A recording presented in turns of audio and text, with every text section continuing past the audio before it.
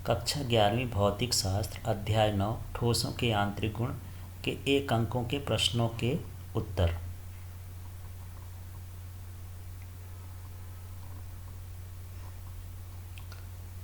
सबसे पहले सही विकल्प के उत्तर देखते हैं। पहला प्रश्न विमाहीन मात्रकहीन राशि है, इसमें ऑप्शन में प्रतिबल विकृति दृढ़ता गुणांक कोई नहीं, तो इसमें इसका सही उत्तर है विकृति, यह विमाहीन राशि होती है। आयतन विकृति संभव है, ऑप्शन है ठोस द्रव गैस, ये तीनों में होती है ठोस द्रव गैस, डी ऑप्शन सही है। इसके बाद आते हैं तीसरा नंबर क्वेश्चन, पायसन अनुपात का व्यवहार में संभव मान है, तो इसका मान 0.4 होता है। इसमें -5 0.5 से अधिक शून्य भी दिया है, लेकिन इसका सही ऑप्शन 0.4 है। हुक का नियम परिभाषित करता है, जैसे प्रतिबल विकृति प्रत्यास्था गुणांक, और डी नंबर है प्रत्यास्था की सीमा, तो यह प्रत्यास्था की सीमा को परिभाषित करता है। अब आते हैं 5वें नंबर में, एक ही पदार्थ से बने 2 तारों से जिनकी लंबाइयां समान हैं परंतु त्रिज्याएं 1:2 में हैं, तो समान भार लटकाने पर इनकी लंबाइयों में वृद्धि का अनुपात क्या होगा। तो इनकी लंबाइयों में वृद्धि का अनुपात 4:1 हो जाएगा, क्योंकि जो क्षेत्रफल होता है πr² होता है, तो r का स्क्वायर कर देंगे तो ये त्रिज्याओं का अनुपात है, तो 1 का स्क्वायर 1 और ये 2 का स्क्वायर 4 हो जाएगा। ये एक दूसरे के उल्टे होते हैं, तो 4/1 हो गया। महाधमनी खंड जैसे पदार्थ जिन्हें तनित कर अत्यधिक विकृति पैदा की जा सकती, इन्हें क्या कहते हैं। इन्हें प्रत्यास्थलक कहते हैं, जो लंबाई में अधिक वृद्धि होती है, जैसे रबर है, महाधमनी का खंड है, इसी प्रकार के पदार्थ। साधारण द्रव्यों में अपरूपण गुणांक का मान यंग गुणांक से हमेशा कम होता है। 8वां देख लेते हैं, प्रत्यास्थता की श्रांति अर्थात थकान किसके लिए न्यूनतम होती है, तो रबर में प्रत्यास्था की थकान कम होती है। निम्नलिखित में सर्वाधिक प्रत्यास्थ है, तो इसमें ऑप्शन है तांबा, इस्पात मतलब स्टील, रबर, प्लास्टिक, तो इनमें से इस्पात अधिक प्रत्यास्थ होता है। अब हम बात करते हैं रिक्त स्थानों की पूर्ति करिए। यंग गुणांक केवल खाली स्थान पदार्थों में संभव है, तो यहाँ ठोस पदार्थों में संभव है। अपरूपण गुणांक केवल खाली स्थान पदार्थों में संभव है, ये भी ठोस पदार्थों में ही होता है। आयतन प्रत्यास्था गुणांक के व्युत्क्रम को खाली स्थान कहते हैं, तो इसका सही ऑप्शन हो जाएगा संपीड़न। स्टील रबर की तुलना में अधिक प्रत्यास्थ होता है, अर्थात रबर कम प्रत्यास्थ होती है। एकांक क्षेत्रफल पर कार्य करने वाले प्रत्यानयन बल को खाली स्थान कहते हैं, तो इसका सही ऑप्शन हो जाएगा प्रतिबल। यदि चरम सामर्थ्य बिंदु और विभाजन बिंदु अधिक दूरी पर हों तो द्रव्य को खाली स्थान कहते हैं, तो ये तन्य पदार्थ होता है। प्रतिबल खाली स्थान राशि होती है, तो प्रतिबल अदिश राशि है। वह बल जो किसी वस्तु के आकार आकृति में परिवर्तन कर देता है खाली स्थान बल कहलाता है, वह विरूपक बल कहलाता है। वह वस्तु जिसमें स्थायी विरूपण हो जाता है खाली स्थान कहते हैं, ऐसी वस्तु को प्लास्टिक वस्तु कहते हैं। जो पदार्थ अपनी लंबाई का कई गुना बढ़ जाता है, ऐसे पदार्थों को प्रत्यास्थलक कहते हैं। अब हम आते हैं सही जोड़ी में, तो यहाँ पर अनुदैर्ध्य विकृति, तो अनुदैर्ध्य विकृति का ये जो ऑप्शन है यहाँ से देख लेते हैं, तो 1 नंबर का ये बी है। इसके बाद हम बात करते हैं आयतन विकृति, तो आयतन विकृति ये है, ये आयतन में परिवर्तन और मूल आयतन, इसमें लंबाई में परिवर्तन और मूल लंबाई।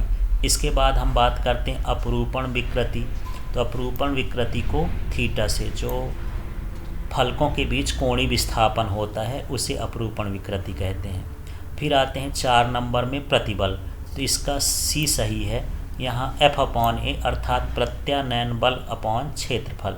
इसके बाद 5 नंबर में आते हैं विकृति, तो विकृति एक कैसी राशि होती है, विमाहीन। इस तरह से ये जोड़ी इसकी मिल गई। अब आते हैं एक वाक्य में उत्तर लिखिए, तो किसी प्रत्यास्थ तार को खींचने में किया गया कार्य एकांक आयतन में स्थितिज ऊर्जा का सूत्र लिखिए। तो U = 1/2 गुणे यंग गुणांक गुणे विकृति स्क्वायर, ये प्रत्यास्थ स्थितिज ऊर्जा का सूत्र होता है किसी तार के लिए। दूसरा क्वेश्चन है, वे पदार्थ जिन्हें तनित करके अत्यधिक विकृति पैदा की जा सकती है क्या कहलाते हैं। ऐसे पदार्थों को प्रत्यास्थलक कहते हैं। प्रतिबल का मात्रक होता है, तो प्रतिबल का सूत्र होता है F/A तो F माने बल और बल का मात्रक होता है न्यूटन, A माने क्षेत्रफल और क्षेत्रफल का मात्रक होता है मीटर स्क्वायर। चट्टानों के प्रत्यास्थ गुणों के आधार पर पृथ्वी पर पर्वत की अधिकतम ऊंचाई कितनी हो सकती है? इसका मान लगभग 10 किलोमीटर की ऊंचाई तक पर्वत हो सकते हैं। फिर पांचवा है तनन प्रतिबल किसे कहते हैं? तो यहाँ अभिलंब प्रतिबल के प्रभाव से किसी वस्तु की लंबाई में वृद्धि होती है तो इसे तनन प्रतिबल कहते हैं, अर्थात वो तनता है, खींचता है, लंबाई बढ़ती है। अब आगे आते हैं संपीड़न प्रतिबल किसे कहते हैं? तो अभिलंब प्रतिबल के प्रभाव से किसी वस्तु की लंबाई में कमी आती है, अर्थात वो दबता है, तो उसे संपीड़न प्रतिबल कहते हैं। 7वें नंबर में क्वेश्चन में चलते हैं, प्रत्यानयन बल और विरूपक बल के मान समान कब होते हैं? जब एक ही वस्तु पर प्रत्यानयन बल लगता हो और उसी वस्तु पर विरूपक बल कार्य करता हो। तो विरूपक बल बाह्य बल होता है और प्रत्यानयन बल आंतरिक बल होता है, दोनों बल एक दूसरे के बराबर होते हैं। 8वां क्वेश्चन है तांबा, पीतल, एल्युमिनियम व इस्पात में कौन अधिक प्रत्यास्थ है? तो यहाँ इस्पात इनमें से अधिक प्रत्यास्थ होता है। प्रत्यास्थता की सीमा किसे कहते हैं? तो विरूपक बल का अधिकतम मान जिससे अधिक बल लगाने पर वस्तु प्रत्यास्था गुण खो देती है उसे प्रत्यास्थता की सीमा कहते हैं। फिर 10वां नंबर का क्वेश्चन है तार के यंग गुणांक का सूत्र लिखिए। तो तार के यंग गुणांक का सूत्र ये इस तरह से है, y बराबर mgl/πr² डेल्टा एल। तो mg उस पर लटकाया गया भार है, लंबाई प्रारंभिक लंबाई, पाई नियतांक है, r² उस तार की त्रिज्या है और डेल्टा एल उसके लंबाई में परिवर्तन है। अब यहाँ पर 11वां नंबर का क्वेश्चन है y बराबर mgl/πr² डेल्टा एल की बीमी विधि द्वारा सत्यता की जांच कीजिए। तो जो y की बीमा होती है m इनवर्स LT-2 होती है। अब इनकी बीमा निकालते हैं तो यहाँ पर m है, द्रव्यमान की बीमा m हो गई, g है माने गुरुत्वीय त्वरण, इसकी बीमा LT-2 हो गई और यहाँ l है, l की बीमा l हो गई। फिर नीचे पाई की बीमा कुछ नहीं होती, r माने त्रिज्या, तो त्रिज्या का स्क्वायर है तो l², उसकी बीमा l होती है। डेल्टा एल लंबाई है, इसकी बीमा भी l होती है। इस सभी को हल करेंगे तो ये हो जाएगा m इनवर्स LT-2। तो दोनों पक्षों की बीमा समान है, अतः दिया गया सूत्र सत्य है। यहाँ पर y की बीमा और ये दूसरे पक्ष की बीमा एक जैसे है। संवेदी उपकरणों जैसे घड़ी व धारामापी क्वार्ट्ज या फास्फर ब्रांच का उपयोग क्यों करते हैं? क्योंकि क्वार्ट्ज या फास्फर ब्रांच की प्रत्यास्थता अधिक होती है। जल व वायु में से कौन अधिक प्रत्यास्थ है और क्यों? जल अधिक प्रत्यास्थ है वायु की तुलना में, जल अधिक संपीड्य हो जाता है। वायु की तुलना में जल कम संपीड्य होता है, परंतु आयतन प्रत्यास्था 1/संपीड्यता होती है, इसलिए वायु की अपेक्षा जल अधिक प्रत्यास्थ होता है। पायसन निष्पत्ति किसे कहते हैं? पार्श्व विकृति तथा अनुदैर्ध्य विकृति के अनुपात को पायसन निष्पत्ति कहते हैं। यहाँ पर पार्श्व विकृति का मतलब है किसी भी तार के परिच्छेद के क्षेत्रफल में या डायमीटर में, व्यास में कमी होना, अनुदैर्ध्य उसकी लंबाई होती है। तो इस तरह से पार्श्व विकृति को -ΔD/D लिखेंगे, D का मतलब डायमीटर, और यहाँ पर अनुदैर्ध्य विकृति को ΔL/L लिखेंगे, इसकी लंबाई है।